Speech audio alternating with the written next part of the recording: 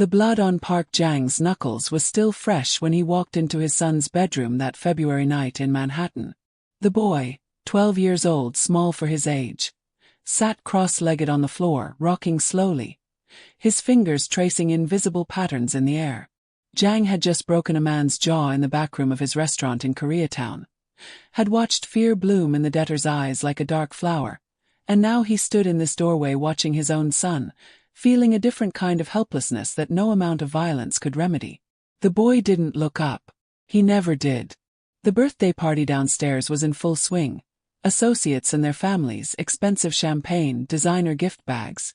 But Min-jun remained here, in his carefully controlled world of shadows and silence, while the sounds of celebration echoed up through the floorboards like mockery. Jang had built an empire in this city, had carved out territory that even the Italians respected, had made the name Park synonymous with power from the Hudson to the East River. But he couldn't reach his own son. He couldn't break through that invisible wall that separated Min-jun from the rest of the world. And that failure ate at him more than any business loss ever could. Before we continue, drop a comment telling us where you're watching from. We absolutely love hearing from our global family. Your love and support helps us keep these stories coming every day. And if you haven't subscribed yet, hit that button now because tomorrow we're dropping another story you cannot afford to miss. The diagnosis had come when Min-jun was 4. Autism spectrum disorder, the doctor had said, as if those clinical words could capture the reality of raising a child who experienced the world through a different lens entirely. Jang's wife, Sun Hee, had left 2 years later. Not because she didn't love her son, she'd said through tears, but because she couldn't watch Jang's organization consume their lives while Min-jun needed so much more than they could give. She'd gone back to Seoul, and Jang had let her go, knowing she was right but unable to change. This was who he was. This was the life he'd chosen, and the life that had chosen him when he'd arrived in New York at 19 with nothing but ambition and a willingness to do what others wouldn't. Now Min-jun was 12, and Jang had everything except what mattered. His son barely spoke, avoided eye contact, couldn't tolerate unexpected sounds or changes in routine. The other children at the party downstairs had tried to include him at first years ago, but Min-jun's meltdowns had made things complicated. Now they simply ignored him, and their parents were grateful for it. It was easier that way. Cleaner. Jang had stopped trying to force it. "Min-jun," he said quietly, stepping into the room. "The party." His son's rocking intensified slightly. His only acknowledgement. Jang's phone buzzed. Tommy Cho, his underboss, probably wondering where he'd disappeared to. Business never stopped, even at your own kid's birthday party. Especially in their world, where weakness was an invitation and distraction could get you killed. But Jang stood there another moment, watching his son exist in a place he couldn't follow, before heading back downstairs to the celebration that Min-jun would never join. 5 years later, Manhattan hadn't changed, but everything else had. Min-jun was 17 now, taller but still carrying that careful stillness, those watchful eyes that saw everything and revealed nothing. Jang had stopped throwing parties. What was the point? Instead, he'd built his son a different kind of life. Structured, predictable, safe. Private tutors who understood his needs. Therapists who specialized in high-functioning autism. A routine so carefully maintained that any deviation required days of preparation. And it worked mostly. Min-jun had found his own ways of navigating the world. He was brilliant with numbers, could see patterns that others missed, had an almost supernatural memory for details. In another life, another family, he might have been an accountant or an analyst. In this life, he simply existed in his father's shadow, protected and isolated in equal measure. The restaurant was called Mokpo, named after the port city where Jang's grandfather had worked the docks before the war. It sat on 32nd Street in the heart of Koreatown, unremarkable from the outside. Just another Korean barbecue joint among dozens, but everyone in the know understood what it really was. The front room served bulgogi and soju to tourists and locals. The back room served as Jang's headquarters, where territory was divided, debts were settled, and the real business of his organization happened. Jang had been running operations out of Mokpo for 15 years, had turned it into neutral ground where even rival crews could meet under his roof. It was sacred space, protected by reputation and the kind of violence that didn't need to be spoken about because everyone remembered what happened to those who violated it. Margaret LaCroix had started working at Mokpo 3 weeks earlier, and she'd already disrupted everything without meaning to. She was 24, red-haired and freckled, with a Carolina accent she couldn't quite shake even after 2 years in New York. She'd come north after her mother died, leaving behind a town so small it barely warranted a dot on the map, seeking something she couldn't name but would know when she found it. She was good at her job, efficient, friendly, able to read a room and anticipate needs before customers knew they had them. But what made her different, what made Jang notice her, was how she treated Min-jun. His son had started coming to the restaurant on Thursday evenings, Jang's concession to Min-jun's therapist, who insisted he needed more social exposure in low-stakes environments.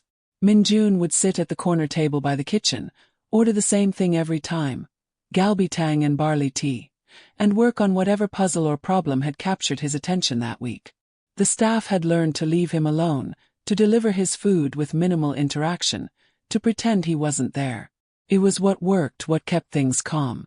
But Margaret didn't know the rules yet, or maybe she just didn't care about them. That first Thursday, she'd brought his soup and then done something no one else ever did. She'd asked him a question. Not about food or whether he needed anything, but about the Rubik's Cube he was working on, whether he could solve it without looking. Jang had watched from his usual seat near the back, ready to intervene if Min-jun became distressed, but his son had surprised him.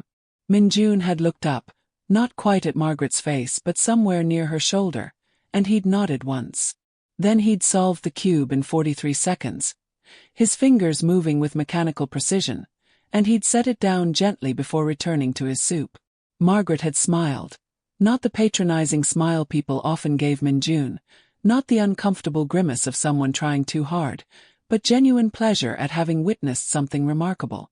"That's incredible," she'd said quietly, and then she'd left him alone, understanding instinctively what others had to be told repeatedly. Jang had made a note to keep her on the schedule. The second Thursday, she'd brought origami paper and left it at his table without comment. The third Thursday, Min-jun had made her a crane, perfect and precise, and left it beside his empty bowl. It was the most social interaction his son had initiated in years, and Jang found himself both grateful and terrified in ways he couldn't articulate. This girl, this waitress with her easy manner and her intuitive understanding, had somehow slipped past his son's defenses, and that made her either a miracle or a liability. In Jang's world, miracles usually came with a price. It was Tommy Cho who brought him the first warning, sliding into the booth across from Jang on a Tuesday afternoon when the restaurant was quiet. Tommy had been with Jang since the beginning, had helped him navigate the treacherous politics of New York's criminal landscape when they were both young and hungry and willing to die for respect. Now they were in their 40s, successful and sophisticated, but the hunger never really left, just took different forms. "The girl," Tommy said without preamble, his English carrying the same soul accent as Jang's. "Margaret. You know her father." Jang's expression didn't change, but something cold settled in his chest. "Explain." "Patrick LaCroix. Used to run with the Irish crews out of Boston, back in the 90s. Enforcer for the Donahue family, did some time for manslaughter, got out and disappeared. Word is he ended up down south, died a few years back." Tommy's eyes were steady, assessing. "She's his daughter. The Irish mob in Boston." Jang knew that world, had done business with some of those crews, had watched most of them tear themselves apart through internal feuds and FBI prosecutions. The Donahue family had been vicious even by Irish standards, the kind of organization that valued loyalty above everything else and punished betrayal with theatrical cruelty. If Margaret's father had run with them, she'd grown up in that life, whether she'd wanted to or not.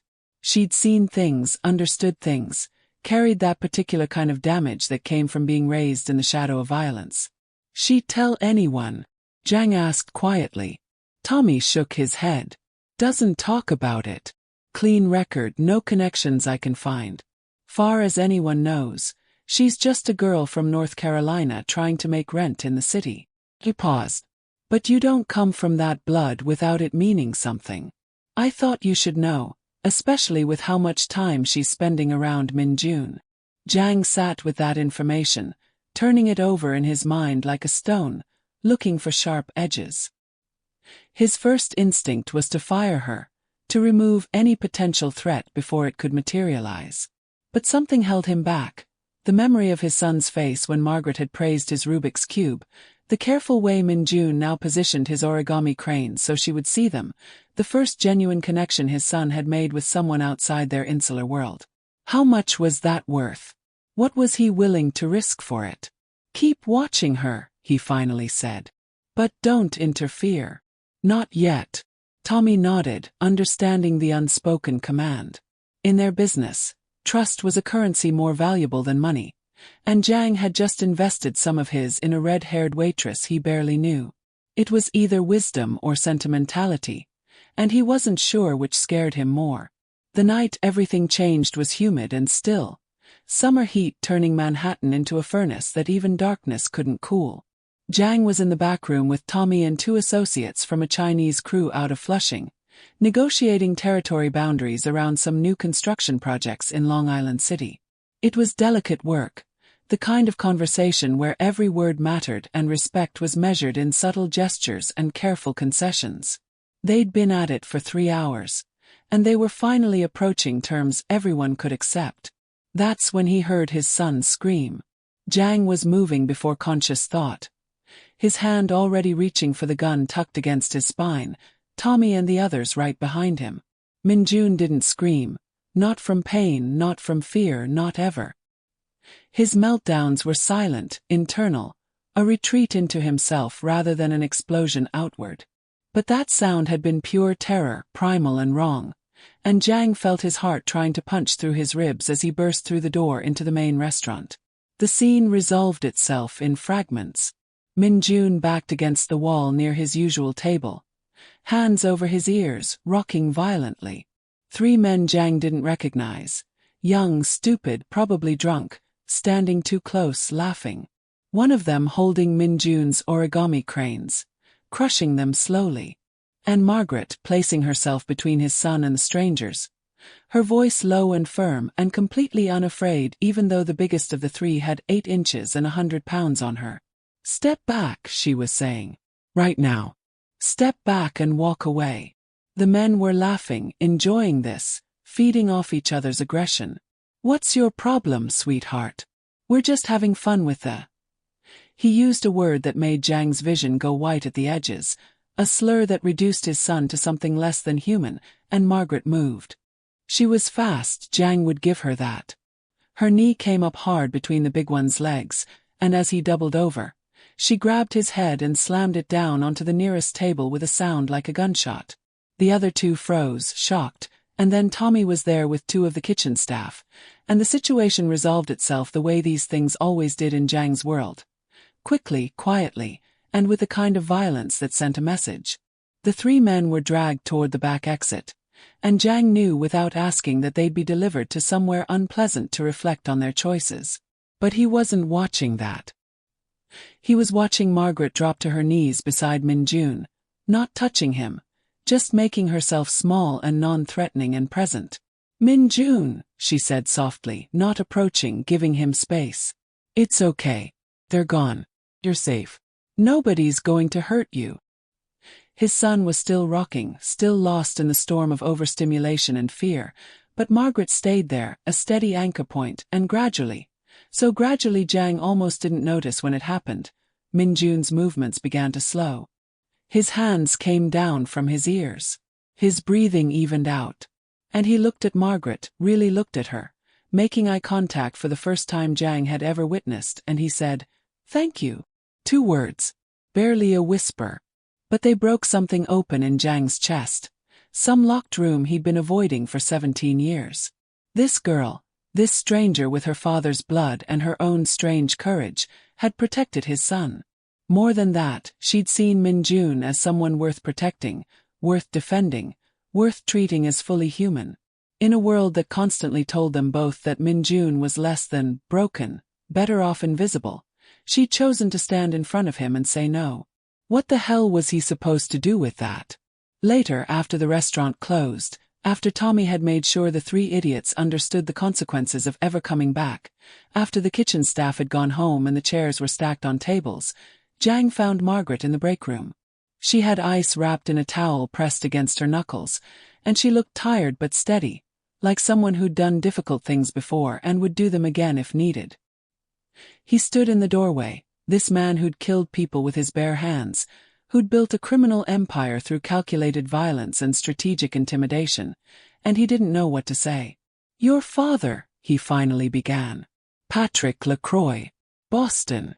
She went very still, her eyes meeting his. "You know."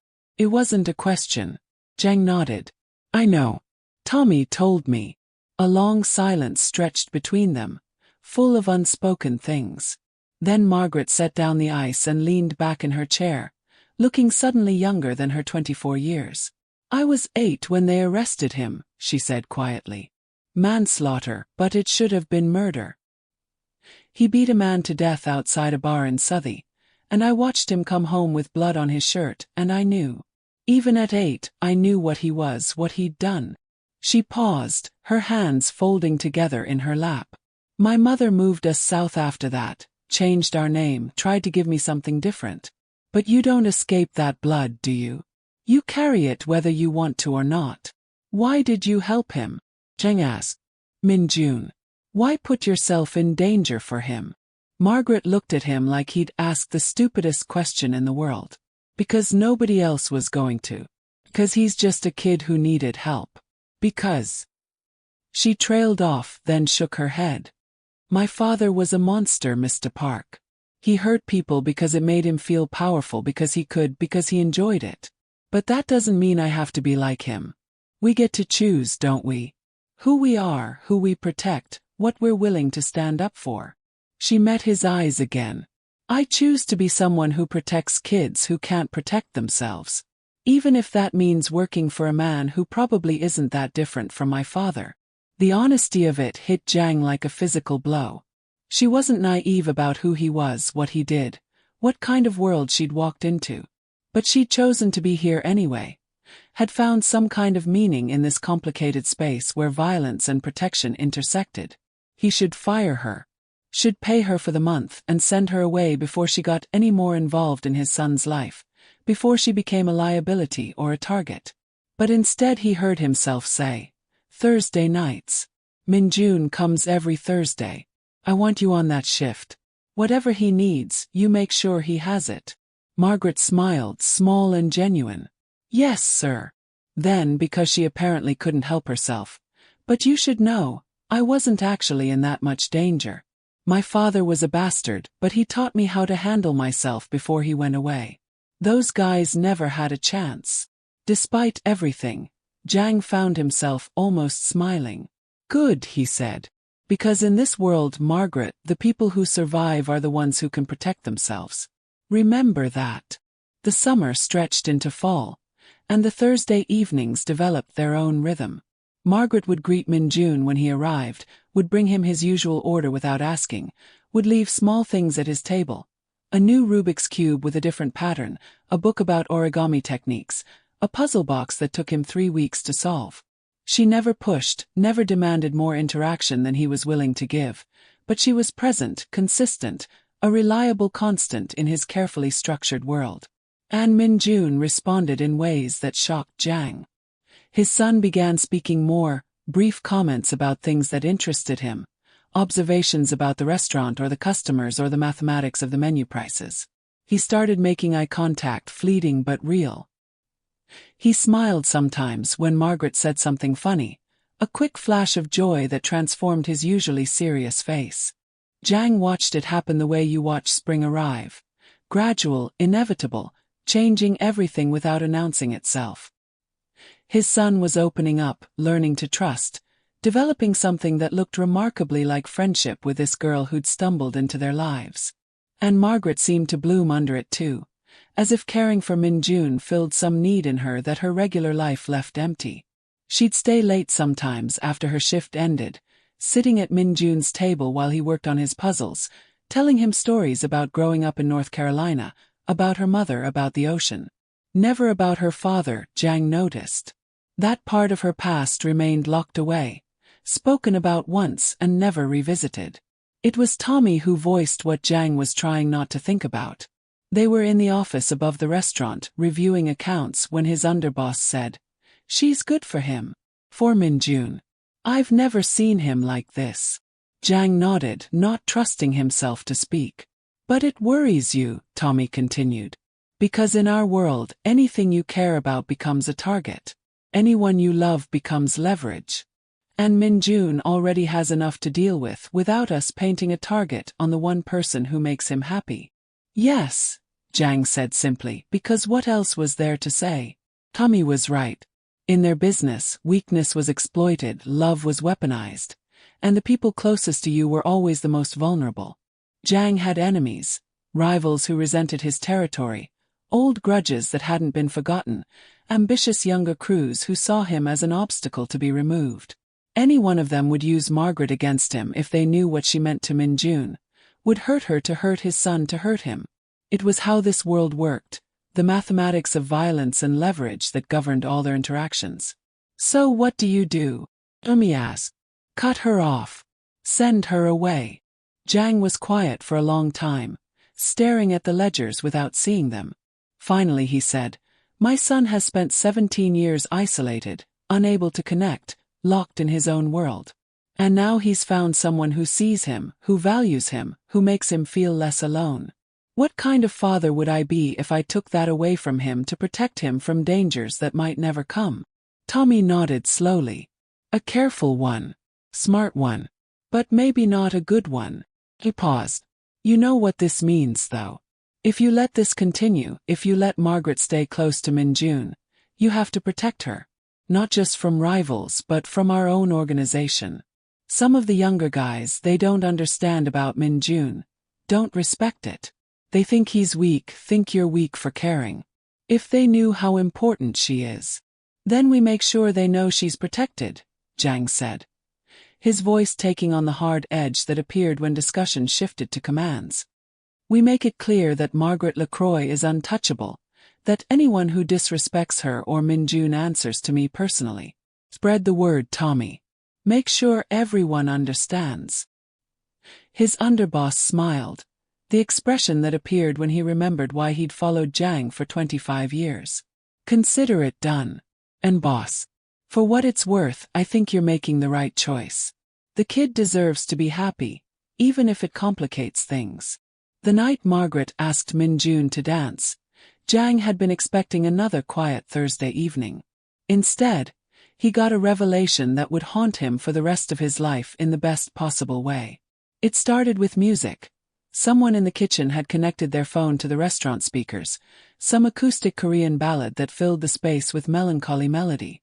Most customers had left. It was nearly closing time, just a few stragglers finishing their meals. Min-jun was at his usual table, working on a new puzzle, and Margaret was making her rounds with the check presenter. Then she walked over to his son's table, and Jang watched her do something impossible. She stood beside Min-jun, not too close, respecting his space, and she said, "Would you like to dance with me?" Jang felt his breath catch. Min-jun hated unexpected requests, hated changes to his routine, hated physical contact with anyone except his father, and even that was limited. This was going to end badly, was going to upset his son, was going to... Min-jun looked up at Margaret, his expression confused, uncertain. "I don't know how," he said quietly. "That's okay," Margaret said, her voice gentle. "Neither do I really. We can just move to the music. No right way, no wrong way. Just you and me and the song." She extended her hand, palm up, an invitation, not a demand. "Only if you want to. You can say no. But I thought maybe you'd like to try something new." The restaurant had gone quiet. The kitchen staff had emerged to watch. Tommy had materialized beside Jang, both of them frozen, holding their breath. Min-jun stared at Margaret's hand for what felt like an eternity. Then, slowly, moving with the careful deliberation that marked everything he did, His son reached out and placed his fingers in her palm. Margaret's smile could have lit the city. She stood, drawing Minjun up with her, and led him to a small clear space between tables. Then she did something extraordinary. She began to move to the music, simple steps, nothing complicated, just a gentle swaying that Minjun could follow. And he did. Stiffly at first, uncomfortable with the unpredictability of it. But Margaret kept her movements small, predictable, giving him patterns he could anticipate and mirror. She didn't try to hold him close, didn't force eye contact or conversation. Just moved with him in that small space while the ballad played and everyone watched this impossible thing happening. Jang felt something break apart in his chest, some final wall he'd built between himself and hope. His son was dancing. Minjun, who couldn't tolerate crowds or unexpected touch or changes to his routine, was dancing with a girl he'd known for 4 months, trusting her enough to try something completely outside his carefully controlled world. And he was smiling, not the quick flash Jang had seen before, but a sustained expression of joy, genuine and unguarded and beautiful. When the song ended, Minjun stepped back, his hand slipping from Margaret's. He looked overwhelmed but not distressed, stimulated but not overstimulated, pushed but not broken. "Thank you," he said clearly, making eye contact again, and Margaret laughed with pure delight. "Thank you," she said back. "That was wonderful. You're a natural." It wasn't true. Minjun had been awkward and uncertain throughout, but the lie was kind, and his son accepted it with another smile before returning to his table, back to his puzzle, back to his familiar patterns. But something had shifted, Jang could feel it. A door had opened that couldn't be closed again. Later, long after closing, Jang found Margaret in the break room again, and this time he didn't hesitate. "You're changing his life," he said without preamble. "Minjun. Everything he's becoming, it's because of you." Margaret looked surprised, uncomfortable with the praise. "I'm just being his friend, Mr. Park. That's all. He's a good kid, and he deserves to have people who see that." "In my world," Jang said carefully, "the people we care about become targets. You understand this. If my enemies knew what you mean to Minjun, they would use that. They would hurt you to hurt him to hurt me. It's how this business works." She met his eyes steadily. "I know. I grew up in this world, remember? My father taught me what it costs to love people in this life." He paused. "But I'm not leaving if that's what you're asking. Minjun needs stability, consistency. Walking away now would hurt him worse than any threat from your enemies. So unless you're firing me, I'm staying." Jang found himself doing something he rarely did. He smiled, genuine and warm. "I'm not firing you. I'm promising you that my organization will protect you the same way we protect Minjun. Your family now, Margaret. Whether you want to be or not." Something flickered across her face. Surprise, gratitude, fear, hope, all mixed together. "I'm not my father," she said quietly. "I don't want to be part of this life, Mr. Park. I just want to be Minjun's friend. The thing about family," Jang said gently, "is that you don't always get to choose it. Chooses you. And sometimes that means accepting protection you didn't ask for, because the people who love you can't stand the thought of losing you." He paused at the door. "Thursday nights aren't enough anymore. Minjun talks about you constantly. Would you consider coming by on other evenings? Having dinner with us, maybe. At our home, not here. As family." Margaret's eyes went bright with what might have been tears. "I'd like that," she whispered. "I'd like that very much." The dinner happened on a Sunday, neutral ground between the restaurant's formality and complete unfamiliarity. Jang's apartment in Tribeca was modern and carefully appointed, the kind of space that revealed nothing about its owner except that he had money and taste. Minjun had been nervous about the change in routine, but the promise that Margaret would be there had been enough to manage his anxiety. Jang cooked himself, samgyeopsal and banchan, nothing fancy but made with care, while Margaret and Minjun worked on origami at the dining table, her guiding him through a complex flower design that required patience and precision. Watching them together in his home, Jang felt something shift in his understanding of what was possible. For years he'd accepted that Minjun would always be separate, isolated, unable to fully connect with others. But Margaret had proven that wrong. She'd shown that his son could trust, could open up, could experience the kind of friendship that everyone deserved. And in doing so, she'd given Jang permission to hope for more, for Min-jun to have a full life, relationships, maybe even love someday. Not despite his autism, but with it, finding people who valued him exactly as he was. Over dinner, Margaret told them about her mother, about growing up in rural North Carolina, about the small rebellions and quiet joys of her childhood. She made them both laugh with stories about her first months in New York, the cultural shocks and urban confusions. She asked Min-jun questions about his interests, listening intently when he explained the mathematical principles behind Rubik's Cube solving or the geometry of origami folds. She treated him like an equal, someone worth listening to, and Min-jun expanded under that attention like a flower toward sunlight. Afterward, while Min-jun was in his room, Margaret helped Jang clean up, the two of them working in comfortable silence. "This is good," she finally said. "What you've built for him. This life, this space. He's lucky to have a father who works so hard to understand what he needs." Jang dried a dish slowly, considering his words. "I spent years being angry about his diagnosis," he admitted. "Angry at the universe, at fate, at whatever cosmic joke made my son different. His mother left because she couldn't watch me choose my business over his needs, and she was right to leave. I was choosing wrong." He set down the dish. "But you've shown me something I didn't understand before. Min-jun isn't broken. He's not a problem that needs solving.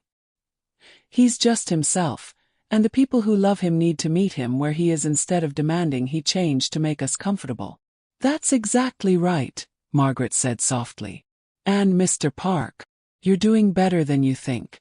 The fact that you keep learning, keep trying, that's what matters. That's what he'll remember." They finished cleaning in silence, and when Jang drove Margaret home to her apartment in Astoria, the quiet between them felt like understanding, like the beginning of something neither of them had planned but both recognized as valuable. The threat came, inevitably, 6 weeks later. A rival crew from Chicago, the Kim family, distantly related to Jang's organization but loyal to different interests, had been expanding their territory eastward, encroaching on areas Jang had controlled for years. There had been meetings, negotiations, careful threats disguised as business proposals. But the Kims were ambitious and young, and they decided that Jang was old guard, past his prime, ready to be pushed aside. They needed to send a message, make a statement, prove they weren't afraid of the Park organization's reputation. So they came after Margaret. It happened on a Wednesday night, her evening off, when she was walking home from the subway. 3 men, professionals not thugs, intercepting her 2 blocks from her apartment. They weren't there to kill her. That would have been too overt, would have started a war. They were there to scare her, rough her up, deliver a message about knowing her place and staying away from Park Jang's son. They expected an easy victim, a civilian waitress who'd panic and comply. They got Margaret LaCroix, daughter of Patrick LaCroix, who'd learned to fight in Boston before she learned to read. She broke the first one's nose with her elbow, drove her knee into the second one's solar plexus, and pulled the third one's gun before he could clear his jacket. Then she ran, not because she was afraid, but because she was smart, because 3 against 1 was still bad odds, because getting shot over a message wasn't worth it. She ran straight to Mokpo, burst through the door bloodied and breathing hard, and said 3 words that changed everything. "They came for me." Jang's response was immediate and absolute. He called in every favor, activated every resource, made it clear through channels both official and underground that whoever had touched Margaret LaCroix had declared war on the Park organization. Tommy and a dozen others fanned out across the city, asking questions, applying pressure, making the kind of inquiries that turned brave men nervous. It took 4 hours to identify the crew responsible, and another 2 to locate their safe house in Flushing. By dawn, the message had been delivered with surgical precision. The 3 men who'd attacked Margaret were in a hospital with injuries that would take months to heal, and the Kim family's second-in-command had been given a very specific, very detailed explanation of what would happen if anyone from Chicago ever looked at Margaret or Min-jun again. But the damage had been done. Margaret sat in Jang's office above the restaurant, ice on her split lip, her hands shaking with delayed adrenaline, and said the thing he'd been dreading. I should leave. I should disappear before this gets worse, before someone gets killed because of me. No, Jang said flatly. Absolutely not. She looked at him, frustrated and scared and trying to be brave. Mr. Park, they came after me because of Min Jun. Because I mattered to him. And next time it might be him they target, might be something worse than a beating. I can't. Her voice broke. I can't be the reason your son gets hurt. Jang leaned forward, his expression intense. You listen to me, Margaret. Those men came after you because they're cowards who thought they could use fear to control me. But what they didn't understand is that you're not a weakness. You're proof of strength. You're evidence that we protect our own. That family means something in this organization beyond fear and money. Walking away now would tell them they were right to try. It would teach every other ambitious crew in this city that threatening the people I love is effective strategy. He paused, letting that sink in. I will burn Chicago to the ground before I let them take you from my son. Do you understand? This isn't a negotiation. You're family, and family doesn't run. Margaret's eyes filled with tears and she nodded, something settling in her expression. Acceptance, resolve, the particular courage it takes to stay when leaving would be easier. Okay, she whispered. Okay. But Min Jun, we have to tell him what happened. He deserves to know the truth. They told him together the next evening, in Jang's apartment where Min Jun felt safest. Jang explained about the threat, about the men from Chicago, about why Margaret had bruises on her face and why security would be tighter going forward. Min Jun listened, his expression difficult to read, processing information the way he always did. Carefully, thoroughly, looking for patterns and implications. When they finished, he was quiet for a long time. Then he said, They hurt you because of me. It wasn't a question. Margaret immediately moved closer. Not touching but present. No, sweetheart. They hurt me because they're bad people who make bad choices. This isn't your fault. None of this is your fault. But Min Jun shook his head, still processing. If I wasn't. If I was normal, if I didn't need someone to. He struggled for words, his hands moving in frustrated gestures. You wouldn't be in danger if I was different. Jang felt his heart breaking, because this was the fear he'd always dreaded, that Min Jun would internalize the world's cruelty, would believe himself to be the problem rather than the people who wielded his difference as a weapon. But before he could speak, Margaret did something extraordinary. She took Min Jun's hands, holding them gently but firmly, demanding his attention. Min Jun, look at me, she said clearly. Please look at me. And he did, meeting her eyes fully, a level of trust and connection that still shocked Jang every time he witnessed it. You are not the problem. You are perfect exactly as you are. The fact that some people are too stupid or too cruel to see that, that's their failure, not yours. And I would rather be in danger standing beside you than safe anywhere else in the world. Do you understand? You are worth it. Every moment, every risk, every choice I've made to be your friend, it's worth it because you matter. You matter to me. Something shifted in Min Jun's face, some terrible tension releasing. He nodded slowly, then did something he'd never done before. He leaned forward and hugged Margaret, brief and awkward but deliberate, a gesture of gratitude that words couldn't capture. She held him carefully, honoring the trust he'd given her, and over his shoulder her eyes met Jang's, bright with tears and fierce with determination. In that moment, Jang understood that Margaret LaCroix had become more than Min Jun's friend, more than an employee, more than even family. She'd become his son's champion, the person who would stand between Min Jun and a cruel world and insist that he deserved better. And that made her the most precious thing in Jang's world, worth protecting at any cost.